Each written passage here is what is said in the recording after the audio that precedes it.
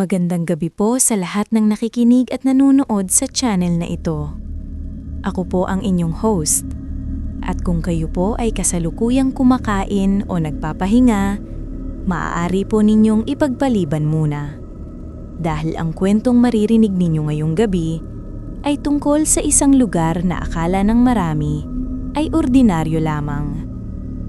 Isang karinderiya, murang ulam, masarap na dinuguan, kaldereta, menudo. Ngunit sa likod ng bawat sandok at bawat subo, may itinatagong lihim na unti-unting kumain hindi lang ng tiyan, kundi ng mga tao mismo. Ang kwentong ito ay ipinadala sa amin ng isang tagapakinig na nagsabing hanggang ngayon, hindi pa rin nawawala ang takot tuwing naaalala niya ang lugar na iyon. Ito ang kwentong ng karinderya ni Aling Telma. Lumaki ako sa isang maliit na probinsya kung saan halos magkakakilala ang lahat. Tahimik ang lugar, walang masyadong krimen, at bihira lang may lumilipat o umaalis. Isa sa mga pinakasikat na lugar doon ay ang maliit na karinderya sa tapat ng aming pampublikong kolehiyo, ang karinderya ni Aling Telma. Si Aling Telma ay isang babaeng nasa edad 50, payat, maputla, at laging nakapusod ang buhok. Tahimik lang siya, bihirang ngumiti, pero kilala sa masarap na luto. Lalo na ang dinuguan niya.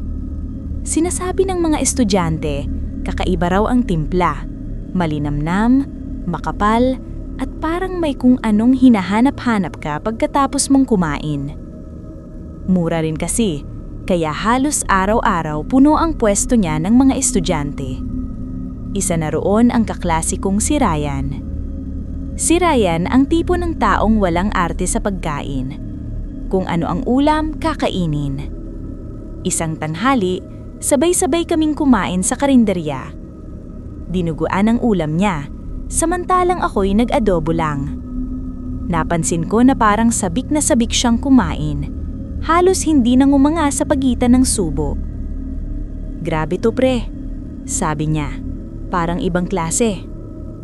Ngumiti lang si Aling Telma habang pinagmamasdan siya mula sa likod ng counter. Hindi ko alam kung bakit, pero kinilabutan ako sa titig niya noon. Masyadong matagal, masyadong tutok. Kinagabihan, hindi na umuwi si Ryan.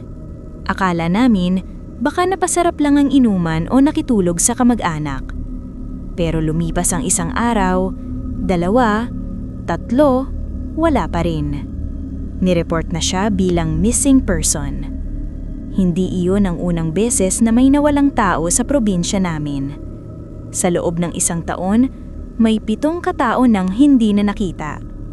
Karamihan ay mga estranhero, ilang construction worker at 2 estudyante.